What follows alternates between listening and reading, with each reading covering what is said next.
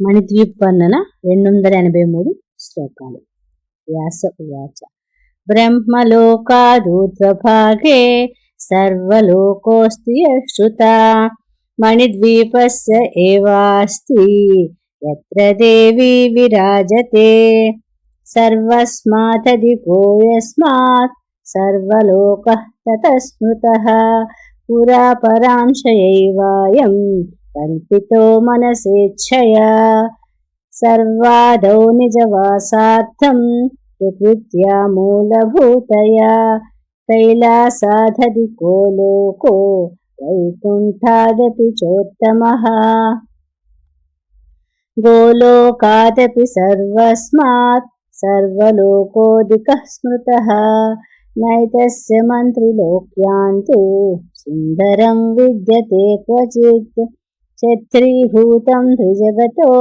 భవసంతాపనాశకం ఛాయాభూతం తదేవాస్తి బ్రహ్మాండానాం తు సత్తమా బహుయోజన విస్తీర్ణో గంభీరస్తావదేవ హి మణిద్వీపస్య పరితో వర్తతే తు సుధోదధిః మరుస్సంఘట్టనోత్కీర్ణ తరంగశతసంకులః రత్నాచ్చవాలికాయుక్తో జశశంఖసమాకులః వీచిసంఘర్ష సంజాత లహరీకణశీతలః నానాధ్వజసమాయుక్త నానాపోతగతాగతైః విరాజమానః పరితః తీరరత్నద్రుమో మహాన్ తదుత్తరమయో ధాతుః నిర్మితో గగనేతలః సప్తయోజన విస్తీర్ణః ప్రాకారో వర్తతే మహాన్ నానాశస్త్రప్రహరణా నానాయుద్ధవిశారదాః రక్షకాని వసంత్యత్ర మోదమానః సమంతతః చతుర్ద్వారసమాయుక్తో ద్వారపాలశతాన్వితః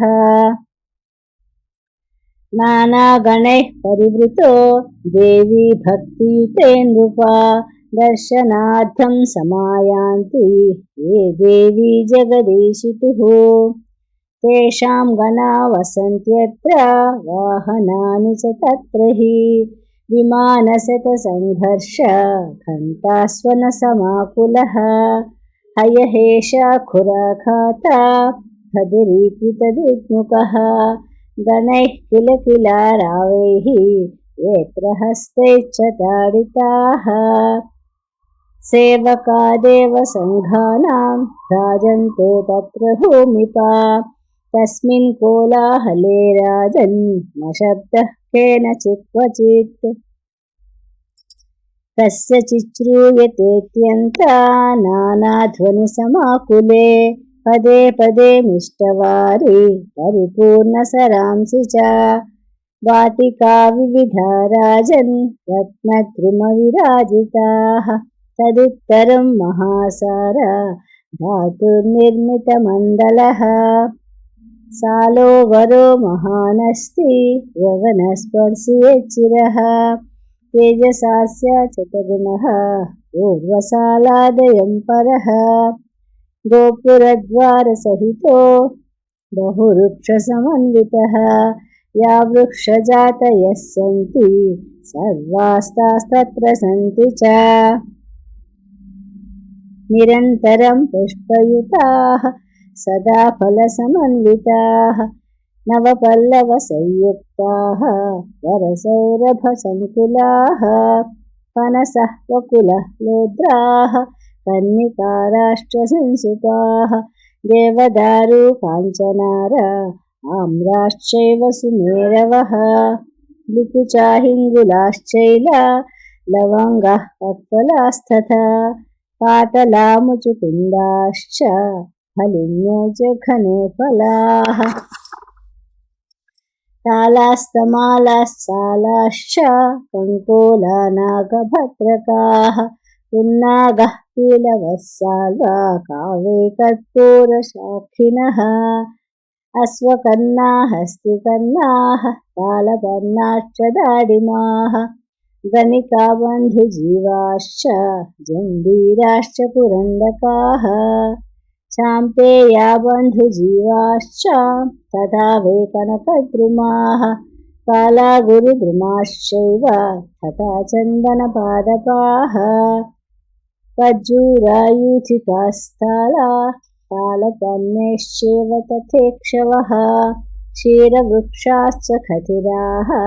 चिञ्चाभल्लातकास्तथा रुचकः कुतजा वृक्षाः बिल्ववृक्षास्तथैव च तुलसीनां वनान्येवं मल्लिकानां तथैव च इत्यादितरुजातीनां वनान्युपवनानि च नानावापीसतेर्युक्तानि एवं सन्ति धराधिपा कोकिलारावसंयुक्ताः गुञ्जद्भ्रमरभूषिताः निर्यासस्राविनः सर्वे स्निग्धच्छायाः तरुत्तमाः नानाऋतुभवा वृक्षाः नानापक्षिसमाकुलाः नानारसस्राविणीभिः नदीभिरतिशोभिताः पारावतशुकव्राताः सारिकापक्षमारुतैः हंसपक्षसमुद्भूताः वातव्रातैश्चलद्रुमम् सुगन्धग्राहिपवनं पूरितं तद्वनोत्तमम् महितं हरिणीयूथैः धावमानेरितस्ततः नित्यद्बर्हि कदम्बस्य केकारावेः सुखप्रदैः नादितं तद्वनं दिव्यं मधुश्राविसमन्ततः कांससालादुत्तरे तु ताम्रसालः प्रकीर्तितः चतुरस्रसमाकारा उन्नत्या सप्तयोजनः द्वयोस्तु सालयोर्मध्ये सम्प्रोक्ता कल्पवाटिका येषां तरूणां पुष्पाणि काञ्चनाभानि भूमिपा पत्राणि काञ्चनाभानि रत्नबीजफलानि च दशयोजनगन्धो हि रसत्पतिसमन्ततः तद्वनं रक्षितं राजन् वसन्तेन तुनानिशम् पुष्पसिंहासनासीनः पुष्पच्छत्रविराजितः पुष्पभूषाभूषितश्च पुष्पासवविभूषितः मधुश्रीमाधवश्रीश्च द्वे भार्ये तस्य सम्मते क्रीडतः स्मेरवदने सुमस्तबककन्दुकैः अतीव रम्यं विपिनं मधुश्राविसमन्ततः दशयोजनपर्यन्तं विनिमामोदवायुना पूरितं दिव्यगन्धर्वैः साङ्गनिर्गानलोलुपैः शोभितं तद्वनं दिव्यं मत्तकोकिलनादितं वसन्तलक्ष्मीसंयुक्तं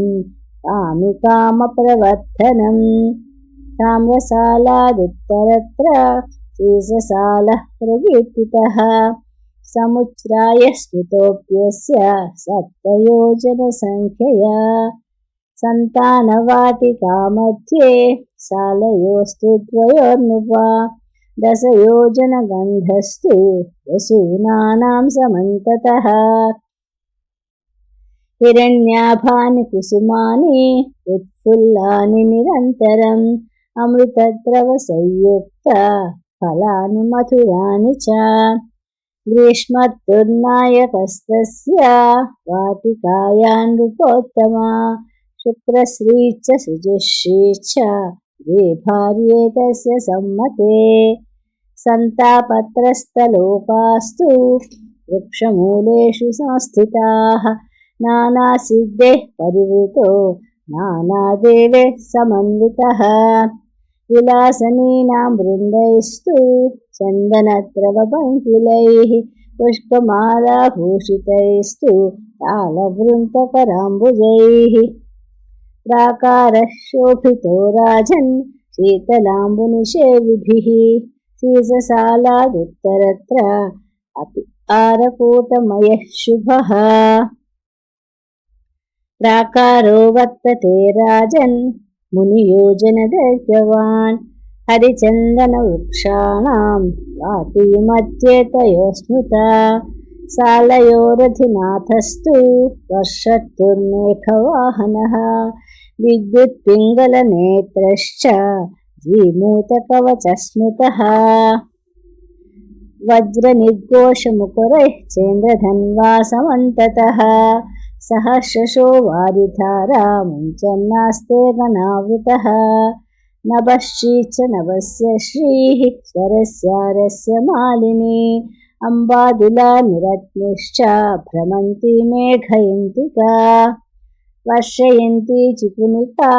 वारिधारा च समन्ताः वर्षत्तुर्द्वादशप्रोक्ताः शक्तयो मदविह्वलाः नवपल्लववृक्षाश्च नवीनलतिकान्विताः हरितानि तृणान्येव एष्टितायेर्धराखिला नदीनदप्रवाहाश्च प्रवहन्ति च वेगतः सरांसि कलुषाम्बूनि रागचित्तसमानि च वसन्ति देवाः सिद्धाश्च ये देवी कर्मकारिणः वापीकूपतटाकाश्च ये देव्यर्थे समर्पिताः ते गणा निवसन्त्यत्र सविलासाच्च साङ्गनाः आरकूटमयादग्रे सप्तयोजनदैर्घ्यवान् पञ्चलोकात्मकः सालो मध्ये मन्दारवाटिका नानापुष्पलताकेन नानापल्लवशोभिता अधिष्ठातात्र सम्प्रोक्तः शरदृतुरनामयः इशलक्ष्मीः रोज्यलक्ष्मीः ये भार्ये तस्य सम्मते नानासिद्धाः वसन्त्यत्र साङ्गनाः सपरिच्छदाः पञ्चलोहमयादग्रे सप्तयोजनदैर्घ्यवान् दीप्यमानो महीशृङ्गैः वर्तते रौप्यसालकः पारिजाताटवी मध्ये वसूनस्तबकान्विता दशयोजनगन्धीनि कुसुमानि समन्ततः मोदयन्ति गणान् सर्वाणि ये देवी कर्मकारिणः तत्राधिनाथः सम्प्रोक्तो हेमन्तर्दुर्महोज्ज्वलः सगणः सायुधः सर्वान् रागिणो रञ्जयन् नृपा सहस्रीश्च सहस्रश्रीः द्वे भार्ये तस्य सम्मते वसन्ति तत्र सिद्धाश्च ये देवी व्रतकारिणः रौप्यसालमयादग्रे सप्तयोजनदैर्घ्यवान् सौवर्णसालः सम्प्रोक्तः तप्तहाटककल्पितः मध्ये कदम्बवाटी तु पुष्पपल्लवशोभिता कदम्बमधिराधाराः प्रवर्तन्ते सहस्रशः याभिन्निपीतपीताभिः निजानन्दोऽनुभूयते तत्राधिनाथः सम्प्रोक्तः सैशिरत्तुर्महोदयः तपश्री च तपस्य श्रीः द्वे भार्ये तस्य सम्मते मोदमानः सहिताभ्यां वर्तते शिशिराकृतिः नानाविलाससंयुक्तो नानागणसमावृतः निवसन्ति महासिद्धा ये देवी दानकारिणः नानाभोगसमुत्पन्ना महानन्दसमन्विताः साङ्गनाः परिवारेस्तु सङ्गसः परिवारिताः स्वर्णसालमयादग्रे मुनियोजनदैर्घ्यवान् पुष्परागमयः सालः कुङ्कुमारुणविग्रहः पुष्परागमयी भूमिः वनानि उपवनानि च रत्नवृक्षालवालाश्च पुष्परागमया स्मृताः प्राकारो यस्य रत्नस्य तद्रत्नरचिता द्रुमाः वनभूः पक्षिणश्चैव रत्नवर्णजलानि च मण्डपामण्डपस्तम्भाः सरांसि कमलानि च प्राकारे तत्र यद्यस्य तत्सर्वं तत्समं भवेत् परिभाषेयमुद्दिष्टा रत्नसालादिषु प्रभो तेजसास्य लक्षगुणः पूर्वसालात् परो नृपा दिक्पालानि वसन्त्यत्र पृथिब्रह्माण्डवर्तिनां दिक्पालानां समष्ट्यात्मा रूपास्फूर्च्छध्वरायुधाः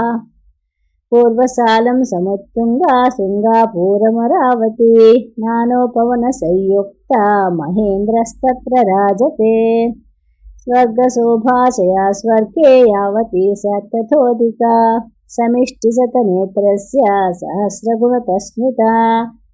ऐरावतसमारूढो वज्रहस्तप्रतापवान् देवसेनापरिवृतो राजतेऽत्र शतक्रतुः देवाङ्गनागणयुता शची तत्र विराजते वह्नि कोणे वह्निपुरी वह्निपूसदृशी नृपा स्वाहा स्वधा समायुक्ता वह्निस्तत्र विराजते निजवाहनभूषाढ्यो निजदेवगणैर्वृतः याम्यासायां यमपुरी तत्र दण्डधरो महान् स्वपतैर्वेष्टितो राजन् चित्रगुप्तपुरोगमैः निजशक्तियुतो भास्वत्तनयोऽस्ति यमो महान् नैऋत्यां दिशि राक्षस्यां राक्षसैः परिवारितः खड्गधारी स्फुरन्नास्ते निर्वृतिर्निजशक्तियुक्तो वारुण्यां वरुणो राजा पाशधारी प्रतापवान् महाजशसमारूढो वारुणी मधुविफलाः निजशक्तिसमायुक्तो निजयादो गणान्वितः समास्ते वारुणे लोके वरुणानिरताकुलः वायुकोणे वायुलोको वायुस्तत्रादितिष्ठति वायुसाधनसंसिद्धा योगिभिः परिवारितः ध्वजहस्तो विशालाक्षो मृगवाहनसंस्थितः मरुद्गणैः परिवृतो निजशक्तिसमन्वितः उत्तरस्यां दिशि महान् यक्षलोकोऽस्ति भूमिका यक्षाधिराजस्तत्रास्ते वृद्धिरुद्ध्यादिशक्तिभिः नवभिर्निधिभिर्युक्तः तुण्डिलोधननायकः मणिभद्रः पूर्णभद्रो मणिमान् मणिकन्धरः मणिपूषो मणिस्रग्वी मणिकार्मुकधारकः इत्यादि यक्षसेनानी सहितो निजशक्तियुक्तो ईशानकोणे सम्प्रोक्तो रुद्रलोको महत्तरः अनर्घ्यरत्नखचितो यत्र रुद्रोदितैवतं मन्युमान्दीप्तनयनो बद्धपृष्ठमहेषुधिः स्फूर्च्छद्धनुर्वामहस्तो अधिच्य धन्वभिरावृतः स्वसमाने रसङ्ख्याता रुद्रैः शूलवरायुधैः विकृतास्ये करालास्ये वमध्वंहिभिराश्रितः दशहस्ते शतकरैः सहस्रभुजसंयुतैः दशपादे दशग्रीवैः त्रिनेत्रे रुद्रमूर्तिभिः अन्तरिक्षचराये च ये च भूमिचरा स्मृताः रुद्राध्याये स्मृता रुद्राः तैः सर्वैश्च समावृतः रुद्रानीकोटिसहितो भद्रकाल्यादिमातृभिः नानाशक्तिसमाविष्टाडामर्यादिगणावृतः वीरभद्रादिसहितो रुद्रो राजन् विराजते मुण्डमालाधरो नागवलयो नागकन्धरः व्याघ्रचर्मपरिधानो गजचर्मोत्तरीयकः चिताभस्मानुलिप्ताङ्गः प्रमदादिगणावृतः निरदग्धमरुद्वानैः गतरीकृतदिग्मुखः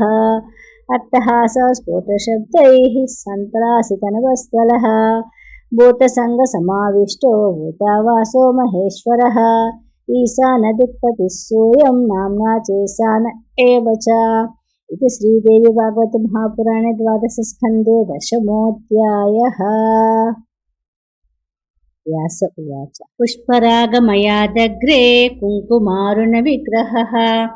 पद्मरागमयः सालो मध्ये पुश्चैव तादृशी दशयोजनवान्द्यैर्गै गोपुरद्वारसंयुतः तन्मणिस्तम्भसंयुक्ता मण्डपः शतशो नृपा मध्ये भुवि समासीनाः चतुष्षष्टिमिताः कलाः नानायुधधरा वीरा रत्नभूषणभूषिताः प्रत्येकलोकस्तासां तु तत्तल्लोकस्य नायकाः समन्तात् पद्मरागस्य परिवार्यस्थिताः सदा स्वस्वलोकजले जुष्टाः स्वस्ववाहनहेतुभिः तासां नामानि वक्ष्यामि शृणुत्वं जनमेजय पिङ्गलाक्षी विशालाक्षी समृद्धिर्वृद्धिरेव च श्रद्धा स्वाहा स्वधाभिक्या माया संज्ञा वसुन्धरा त्रिलोकदात्री सावित्री गायत्री त्रिदशेश्वरी सुरूपा बहुरूपा च स्कन्दमाता अच्युतप्रिया विमला चामला तद्वत् अरुणी पुनरारुणी प्रकृतिर्विकृतिः सृष्टिः स्थितिः संहृतिरेव च संध्या माता सती हंसी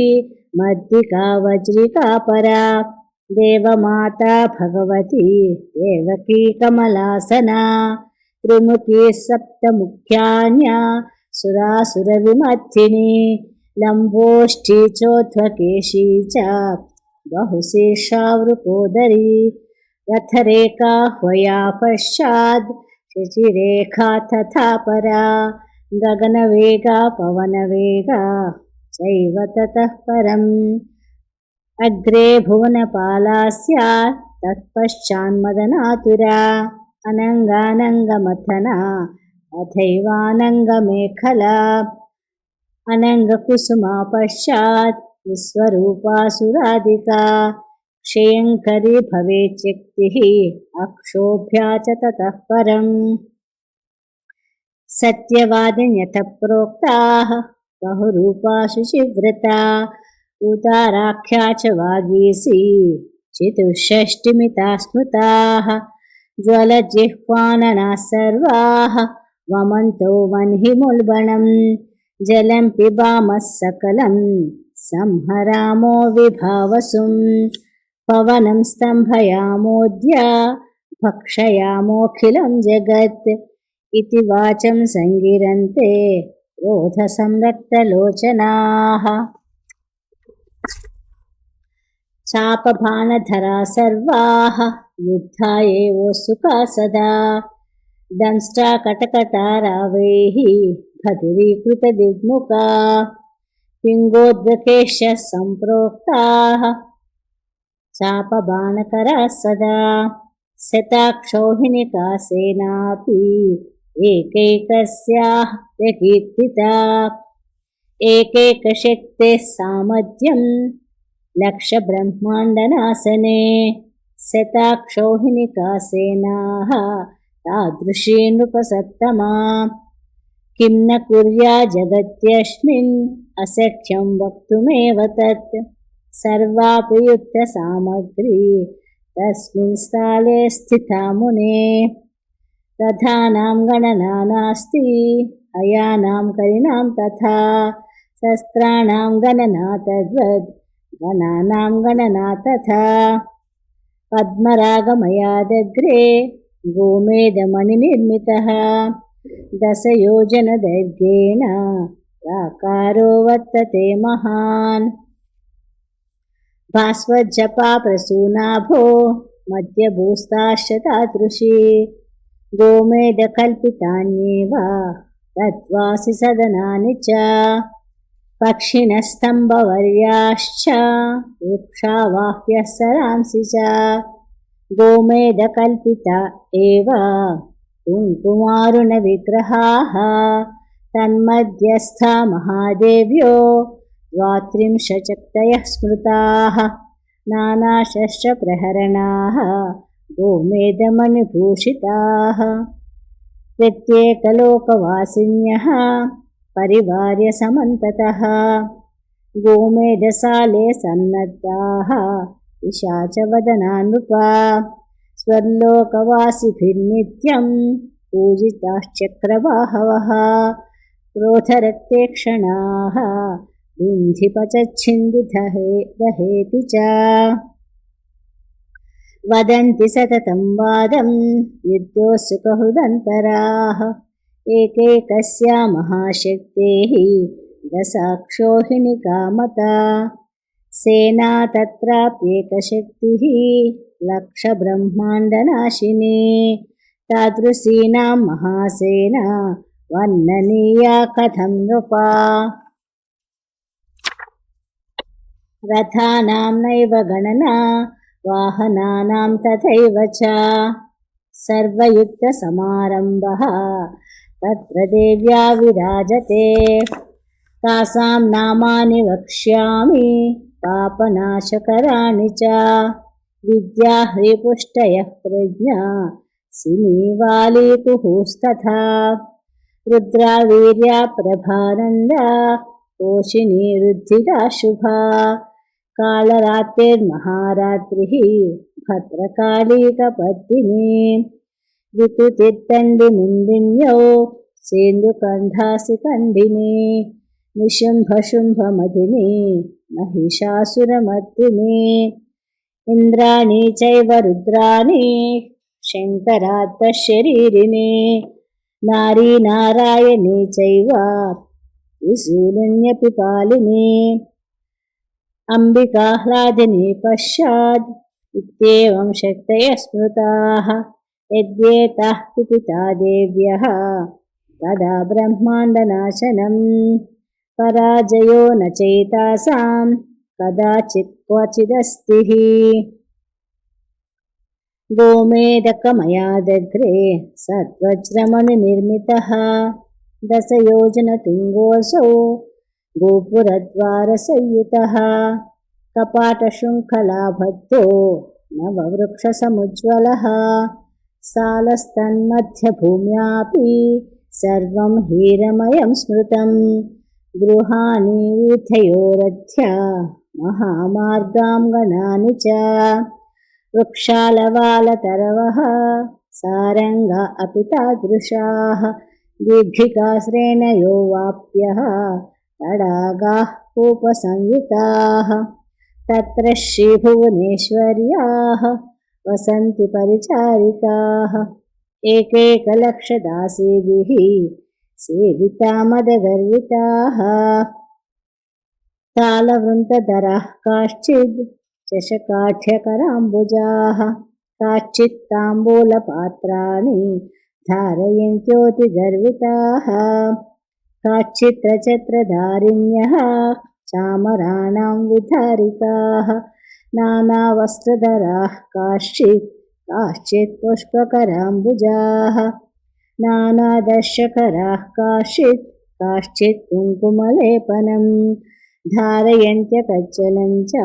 सिन्दूरचषकं पराः काश्चिच्चित्रकनिर्मात्र्यः पादसंवाहने रताः काश्चित्तु भूषाकारिण्यो नानाभूषाधराः पराः पुष्पभूषणनिर्मात्र्यः पुष्पशृङ्गारकारिकाः नानाविलासचतुराः बह्व्य एवंविधाः पराः निबद्धपरिधानीया युवत्यः सकला अपि देवी कृपालेशवसात् तुच्छीकृतजगत्त्रयाः एताद्यूत्यः स्मृता देव्यः शृङ्गारमदगर्विताः तासां नामानि वक्ष्यामि शृणु मे नृपसत्तमा अनङ्गरूपा प्रथमा व्यनङ्गमदना परा तृतीया तु ततः प्रोक्ता सुन्दरी मदनातुरा ततो भुवनवेगा स्यात् तथा भुवनपालिका स्यात् सर्वशिशिरानङ्गा वेदनानङ्गमेखला विद्युद्धामसमानाङ्ग्यः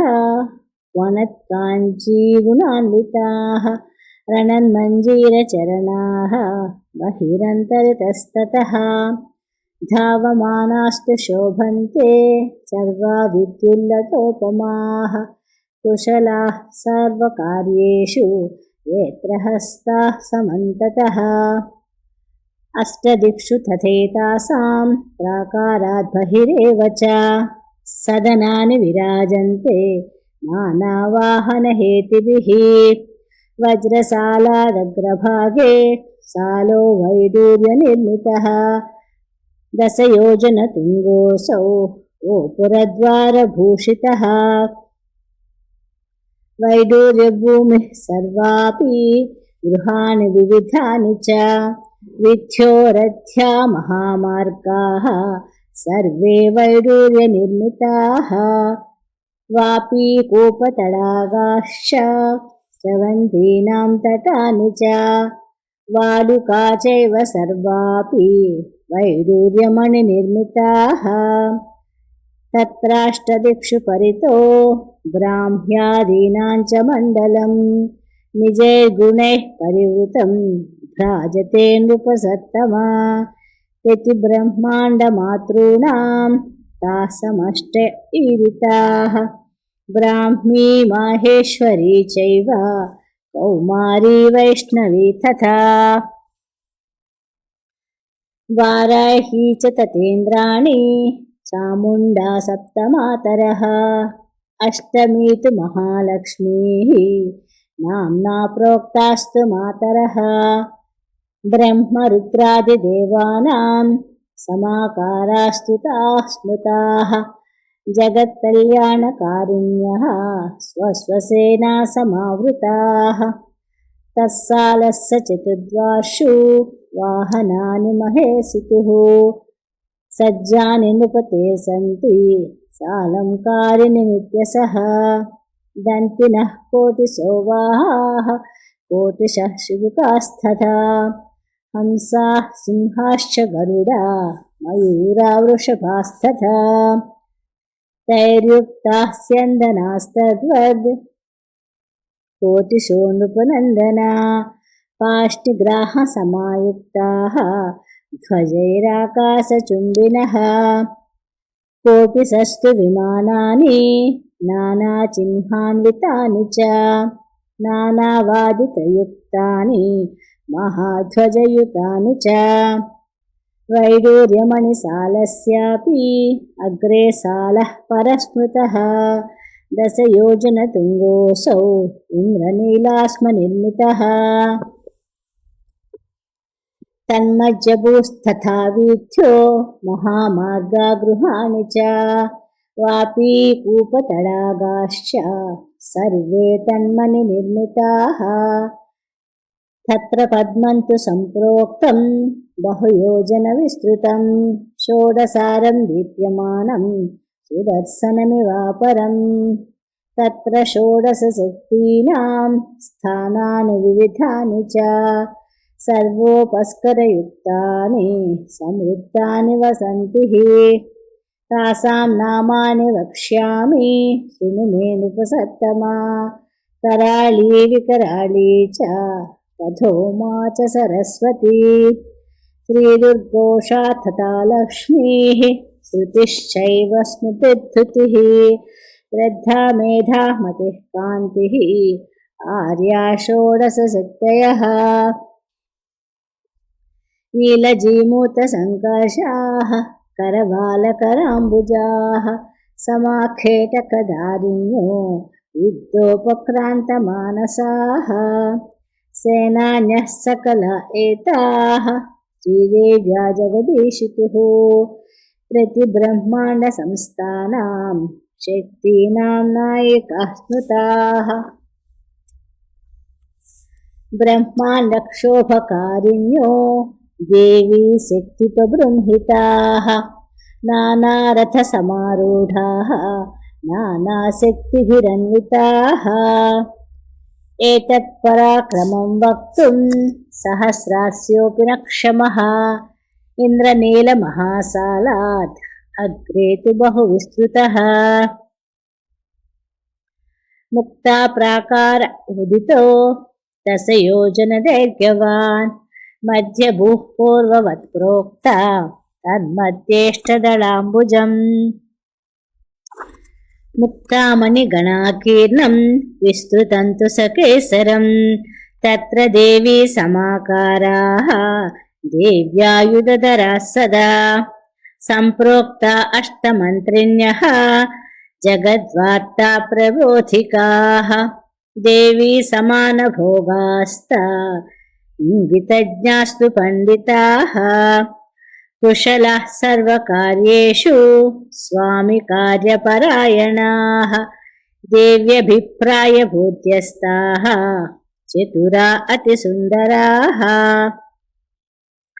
नानाशक्तिसमायुक्ताः प्रतिब्रह्माण्डवर्तिनां प्राणिनां ताः समाचारं ज्ञानशक्त्या विदन्ति च तासां नामानि वक्ष्यामि मत्तः शृणु नृपोत्तमा अनङ्गकुसुमा प्रोक्तापि अनङ्गकुसुमातुरा अनङ्गमदना तद्वद् अनङ्गमदनातुरा भुवनपाला तु सा गगनवेगा चैव ततः परम् शशिरेखा च गगनरेखा चैव ततः परम् पाशाङ्कुशवराभीतिधरा अरुणविग्रहाः विश्वसम्बन्धिनीं वार्तां बोधयन्ति प्रतिक्षणं मुक्तासालादग्रभागे महामारकतोपरः सालोत्तमः समुद्दिष्टो दशयोजनदैर्घ्यवान् नानासौभाग्यसंयुक्तो नानाभोगसमन्वितः मध्यभूस्तादृशी प्रोक्ता सधनानि तथैव च षट्कोणमत्र विस्तीर्णं कोणस्था देवताः शृणु पूर्वकोणे चतुर्वक्त्रो गायत्री सहितो वितिः कुण्डिकाक्षगुणाभीति दण्डायुधधरः परः तथा युधधरा देवी गायत्री परदेवता वेदाः सर्वे मूर्तिमन्तः शास्त्राणि विविधानि च स्मृतयश्च पुराणानि मूर्तिमन्ति वसन्तिः ये ब्रह्मविग्रहाः सन्ति गायत्री विग्रहाश्च ये व्याहृतीनां विग्रहाश्च ते नित्यं तत्र सन्तिः रक्षः कोणे शङ्खचक्र गदाम्बुजकराम्बुजाः सावित्री वर्तते तत्र महाविष्णुश्च तादृशः ये विष्णुविग्रहाः सन्ति मत्स्यकूर्मादयोऽखिलाः सावित्री विग्रहा ये च सर्वे तत्र वसन्तिः वायुकोणे परस्वक्षं मालाभयवरान्वितः महारुद्रो वर्ततेऽत्र सरस्वत्यपि तादृशी ये तु रुद्रभेदाः स्युः दक्षिणास्यादयो नृपा गौरीभेदाश्च ये सर्वे ते तत्र निवसन्तिः चतुष्षष्ट्यागमा ये च ये चान्येऽप्यागमा स्मृताः ते सर्वे मूर्तिमन्तश्च तत्र वै निवसन्तिः अग्निकोणे रत्नकुम्भं तथा मणिकरण्डकं दधानो निजहस्ताभ्यां कुबेरो धननायकः नानावीथि समायुक्तो महालक्ष्मी समन्वितः देव्या निधिपतिस्वास्ते सुगुणैः परिवेष्टितः वारुणे तु महाकोणे मदनो रतिसंयुतः पाशाङ्कुशधनुर्बाणधरो नित्यं विराजते शृङ्गारमूर्तिमन्तस्तु तत्र सन्निहिताः सदा ईशानकोणे विघ्नेशो नित्यं पुष्टिसमन्वितः पाशाङ्कुशधरो वीरो विघ्नाहर्ता विराजते विभूतयो गणेशस्य यायाः सन्ति नृपोत्तमा ताः सर्वा निवसन्त्यत्र महेश्वर्यसमन्विताः प्रतिब्रह्माण्डस्वस्थानां ब्रह्मादीनां समष्टयः एते ब्रह्मदयः प्रोक्ताः सेवन्ते जगदीश्वरे महामारकतस्याग्रे शतयोजनदैर्घ्यवान् प्रवालसालोऽस्त्यपरः कुङ्कुमारुणविग्रहः मध्ये भूस्तादृशी प्रोक्ता सदनानि च पूर्ववत् तन्मध्ये पञ्चभूतानां स्वामिन्यः पञ्च सन्ति च। उल्लेखा गगनारक्ता चतुर्थी तु कराळिका महोच्चुष्मा पञ्चमी च पञ्चभूता समप्रभाः पाशाङ्कुशवराभीति धारिण्योमितभूषणाः देवी समानवेषाढ्याः नवयौवनगर्विताः प्रवालसालदग्रे तु नवरत्नविनिर्मितः बहुयोजनविस्तीर्णः महासालोऽस्ति भूमिपा तत्र चाम्नाय देवीनां सदनानि बहून्यपि नवरत्नमयान्येव तडागाश्च सरांसि च श्रीदेव्या एव ताराः स्युः ते तत्र निवसन्ति महाविद्या महाभेदाः सन्ति तत्रैव भूमिपा निजावरणदेवीभिः निजभूषणवाहनैः सर्वदेव्यो विराजन्ते कोटिसूर्यसमप्रभाः सप्तकोटिमहामन्त्रदेवताः सन्ति तत्र हि नवरत्नमयादग्रे चिन्तामणिगृहं महत् तत्रत्यं वस्तुमात्रं तु चिन्तामणिविनिर्मितम् सूर्योद्गारोपले तद्वद् चन्द्रोद्गारोपलेस्तथा विद्युत्प्रभोपले स्तम्भाः कल्पितास्तु सहस्रशः येषां प्रभाभिः अन्तस्थं वस्तु किञ्चिन्न दृश्यते इति श्रीदेवी भागवते महापुराणे 12 स्कन्धे 11 व्यास उवाच तदेव देवी सदनं मध्यभागे विराजते सहस्रस्तम्भसंयुक्ताः चत्वारस्तेषु मण्डपाः शृङ्गारमण्डपश्चेको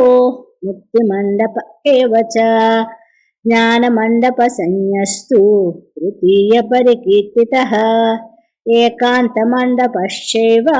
चतुर्थः परिकीर्तितः नानावितानसंयुक्ता नानाधूपैस्तु धूपिताः कोटिसूर्यसमाकान्त्या भ्राजन्ते मण्डपाः शुभाः तन्मण्डपानां परितः काश्मीरवनिका स्मृता मल्लिका कुन्दवनिका यत्र पुष्पलता स्थिताः असङ्ख्यातमृगमदैः पूरितास्तत्र वानृपा महापद्माटवी तद्वद् रत्नसोपाननिर्मिता सुधारसेन सम्पूर्णा गुञ्जन्मत्तमधुव्रता हंसकारण्डवाकीर्णा गन्धः पूरितदिक्तटा वनिकानां सुगन्धैस्तु मणिद्वीपं सुवासितम् शृङ्गारमण्डपे देव्यो गायन्ति विविधैश्वरैः सभासदो देववरा मध्ये श्रीजगदम्बिका मुक्तिमण्डपमध्ये तु मोचयत्यनिशं शिवा ज्ञानोपदेशं कुरुते तृतीये नृपमण्डपे चतुर्थे मण्डपे चैव जगद्रक्षाविचिन्तनं मन्त्रिणी सहिता नित्यं करोति जगदम्बिका चिन्तामणिगृहे राजन् शक्तितत्त्वात्मकैः परैः सोपाने दशभिर्युक्तो मञ्चकोऽप्यधिराजते ब्रह्मा विष्णुश्च रुद्रश्च ईश्वरश्च सदाशिवः एते पञ्चकुराः प्रोक्ताः फलकस्तु सदाशिवाः तस्योपरि महादेवो भुवनेशो विराजते या देवी निजलीलार्थं द्विधा भूता बभूवः सृष्ट्योदेतु स एवायं तदर्थाङ्गो महेश्वरः कन्दर्पदर्पनाशोद्यत् कोटिकन्दर्पसुन्दरः पञ्चवक्त्रस्त्रिनेत्रश्च मणिभूषणभूषितः हरिनाभीति परसून् वरञ्च निजबाहुभिः ददानः षोडशाब्दोऽसौ देवः सर्वेश्वरो महान् कोटिसूर्यप्रतीकाशः चन्द्रकोटिषु शुद्धस्फटिकसङ्काशः त्रिनेत्रः शीतलद्युतिः वामाङ्के सन्निषण्णास्य देवी श्रीभुवनेश्वरी नवरत्नगणाकीर्णा काञ्चीदामा विराजिता तप्तकाञ्चनसन्नद्धा वैडूर्याङ्गदभूषणा कनच्रीचक्रताटङ्का विटङ्कवदनाम्बुजा ललाटकान्तिविभवः विजितार्थसुधाकरा बिम्बकान्तितिरस्कारी प्रदच्छदविराजिता लसत्कुङ्कुमकस्तूरी तिलकोद्वासितानना दिव्यचूडामणिस्फारा चञ्चच्चन्द्रकसूर्यका उद्यत्कान्तिसमस्वच्छा नासाभरणपासुरा चिन्ताकालम्बितस्वच्छा मुक्तागुच्छविराजिता पाटीरपङ्ककर्पूरा कुङ्कुमालङ्कृतस्थने विचित्रविविधाकल्पा कम्बुसङ्काशकन्धरा दाडिमीफलबीजाभा दन्तपङ्क्तिविराजिता अनर्घ्यरत्नघटिता मुकुटाञ्चितमस्तका मत्तालिमाला विलसद् अलकाठ्यमुकाम्बुजा कलङ्ककात्स्यनिर्मुक्ता सरश्चन्द्रनिभानना जाह्नवीसलिलावत्ता शोभिनाभिविभूषिता माणिक्यशकलाबद्धा मुद्रिकाङ्गुलिभूषिता पुण्डरीकदलाकारा नयनत्रयसुन्दरी कल्पिताक्षमहारागा पद्मरागोज्ज्वलप्रभाः रत्नकिङ्किणिकायुक्ता रत्नकङ्कणशोभिता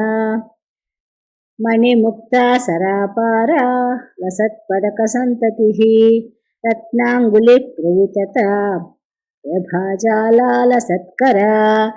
कञ्चुकी गुम्फितापारा नानारत्नततिद्युतिः मल्लिकामोदधम्मिल्ला मल्लिकाविसरावृता सुवृत्तनिबिडोत्तुङ्गा कुचभारालशाशिवा वरपाशाङ्कुशाभीति लसद्बाहुचतुष्टया सर्वशृङ्गारवेषाढ्या सुकुमारङ्गवल्लरी सौन्दर्यधारा सर्वस्वा निर्व्याजकरुणामयी निजसल्लापमाधुर्या विनिर्वसितकच्छपि कोटिकोटिरवीन्दूनां कान्तिं या बिभ्रति परा नानासखीभित्तासीभिः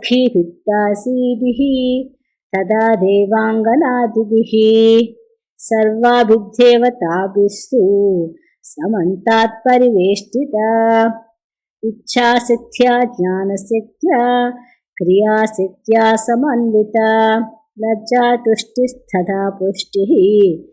कीर्तिः कान्तिः क्षमादया बुद्धिर्मेधा स्मृतिर्लक्ष्मीः मूर्तिमत्योऽङ्गना स्मृताः जया च विजया चैवाः अजिता चापराजिता नित्या विलासिनी दोग्ध्री अघोरा मङ्गलानना पीठशक्तय एतास्तु सेवन्ते यां पराम्बिकां यस्यास्तु पार्श्वभागे स्थो निधीतो शङ्खपद्मकौ नवरत्नवहानद्यः तथा वै काञ्चनश्रवाः सप्तधातुः वहानद्यो निधिभ्यान्तु विनिर्पिताः सुधासिन्ध्वन्तगामिन्यः ताः सर्वानुपसत्तमा सा देवी भुवनेशानि तद्वामाङ्के विराजते सर्वेशत्वं महेशस्य यत्सङ्गादेव नान्यथा चिन्तामणिगृहस्यास्य प्रमाणं शृणुभूमिव सहस्रयोजनायामं महान्तः तत्प्रचक्षते तदुत्तरे महासालाः पूर्वस्माद्विगुणाः स्मृताः अन्तरिक्षगतं त्वेतन् निराधारं विराजते संकोचश्च विकासश्च जायते स निरन्तरम् पटवत्कार्यवशतः प्रलये सज्जने तथा चालाम्ना चैव सर्वेषां सर्वकान्तिपरावधि चिन्तामणिगृहं प्रोक्तं यत्र देवी महोमयी ये उपासकाः सन्ति प्रतिब्रह्माण्डवत्तिनः देवेषु नागलोकेषु मनुष्येष्वितरेषु च श्रीदेव्यास्ते च सर्वेऽपि व्रजञ्चत्रैव भूमिपा देवी क्षेत्रयो त्यजन्ति प्राणान् देव्यर्चने रताः ते सर्वे यान्ति तत्रैव यत्र देवी महोत्सवा घृतकुल्या धुक्तकुल्या दधिकुल्या मधुश्रवाः स्यन्दन्ति सरितः सर्वाः तथा मृतवाहः पराः द्राक्षारसवः काश्चिद् जम्बूरसवः पराः आम्रेक्षुरसवाहिन्यो नद्यस्तास्तु सहस्रशः मनोरथफलावृक्षाः वाप्यः कूपास्तथैव च यथेष्टपानफलदा न न्यूनं किञ्चिदस्ति हि न रोगफलितं वापि जरा वापि कदाचन न चिन्ता न च मात्सर्यं कामक्रोधादिकं तथा सर्वे युवानः सस्त्रिकाः सहस्रादित्यवच्चसः भजन्ति सततं देवीं तत्र श्रीभुवनेश्वरीं केचित् सलोकतापन्नाः केचित् सामीप्यतां गताः सरूपता गताः केचित् साष्टिताञ्च परे गताः यायास्तु देवतास्तत्र प्रतिब्रह्माण्डवत्तिनां समस्तयः स्थितास्तास्तु सेवन्ते जगदीश्वरीं सप्तकोटिमहामन्त्राः मूर्तिमन्त उपासते महाविद्याश्च सकलाः साम्यावस्थात्मिकां शिवा कारणब्रह्मरूपान्तां मायाशबलविग्रहाम् इदं राजन्मया प्रोक्तं मणिद्वीपं महत्तरं न सूर्यचन्द्रो नो विद्युत् कोटयोऽग्निः तथैव च एतस्य भासा कोट्यंसा कोट्यंसेनापि ते समाः क्वचिद्विद्रुमशङ्कासं क्वचिन्मरकतच्छवी विद्युद्भानुसमच्चायं मध्यसूर्यसमं क्वचित् विद्युत्कोटिमहाधारा सारकान्तिततं क्वचित् क्वचित् सिन्दूरनीलेन्द्रं माणिक्यसदृशच्छवी क्षीरसारमहागर्भः दगद्धवितदिक्तटम् कान्त्यादावानलसमं तप्तकाञ्चनसन्निभं क्वचिच्चन्द्रोपलोद्गारं सूर्योद्गारं च कुत्रचित् रत्नशृङ्गसमायुक्तं रत्नप्राकारगोपुरं रत्नपत्रैः रत्नफलैः वृक्षैश्च परिमण्डितं नृत्यन्मयूरसङ्गैश्च कपोतरुणितोज्ज्वलं कोकिलाकाकलीलापैः शुकलापैश्च शोभितम् सुरम्यरमणीयाम्बो लक्षावधिसरोवृतं तन्मध्यभागविलसद् विकचद्रत्नपङ्कजैः सुगन्धिभिः समन्तात्तु वासितं शतयोजनं मन्दमारुतसम्भिन्ना चलद्रुमसमाकुलं चिन्तामणिसमूहानां ज्योतिषावितताम्बरं रत्नप्रभाभिरभितो दगद्धवितदिक्तटम् वृक्षव्रातमहागन्धा वातव्रातसुपूरितं धूपधुपायुतं राजन् मणिद्वीपायुतोज्ज्वलम् मणिजालकसच्चिद्रा तरलोदरकान्तिभिः लिङ्मोहजनकं चैतद् दर्पणोदरसंयुतं ऐश्वर्यस्य समग्रस्य शृङ्गारस्याखिलस्य च सर्वज्ञतायाः सर्वायाः तेजसश्चाखिलस्य च पराक्रमस्य सर्वस्य सर्वोत्तमगुणस्य च सकलाया दयायाश्च समाप्तिरिह भूपते राज्ञ आनन्दमारभ्य ब्रह्मलोकान्तभूमिषु आनन्दाये स्थिताः सर्वे ते त्रैवान्तर्भवन्ति इति ते वर्णितं राजन् मणिद्वीपं महत्तरं महादेव्याः परं स्थानं सर्वलोकोत्तमोत्तमम् एतस्य स्मरणात् सद्यः सर्वपापं विनश्यति प्राणोत्क्रमणसन्धौ तु स्मृत्वा तत्रैव गच्छति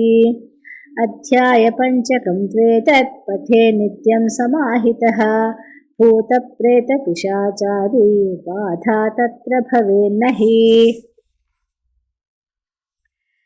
नवीनगृहनिर्माणे वास्तुयाके तथैव च पठितव्यं प्रयत्नेन कल्याणं तेन जायते नवीनगृहनिर्माणे वास्तुयाके तथैव च पठितव्यं प्रयत्नेन कल्याणं तेन जायते नवीनगृहनिर्माणे वास्तुयाके तथैव च पठितव्यं प्रयत्नेन कल्याणं तेन जायते कल्याणं तेन जायते कल्याणं तेन जायते इति श्रीदेवी भागवते महापुराणे द्वादशस्कन्धे द्वादशोऽध्यायः सर्वमङ्गलमाङ्गल्ये शिवे सर्वार्थसाधके शरण्ये त्र्यम्बके देवी नारायणि नमोऽस्तुते सर्वमङ्गलमाङ्गल्ये शिवे सर्वार्थसाधके शरण्ये त्र्यम्बके देवी नारायणि नमोऽस्तुते सर्वमङ्गलमाङ्गल्ये शिवे सर्वार्थसाधके शरण्ये त्र्यम्बके देवी नारायणि नमोऽस्तुते एतत् मनवीपवर्णनपठनेन पारायणेन अखिलाण्डकोटिब्रह्माण्डनायक श्रीललिता परमेश्वरी सुप्रीता सुप्रसन्ना वरदा भवतु। ॐ तत्सत् सर्वं श्रीललिता परमेश्वरी दिव्यचरणारविन्दार्पणमस्तु। ॐ शान्तिः शान्तिः शान्तिः।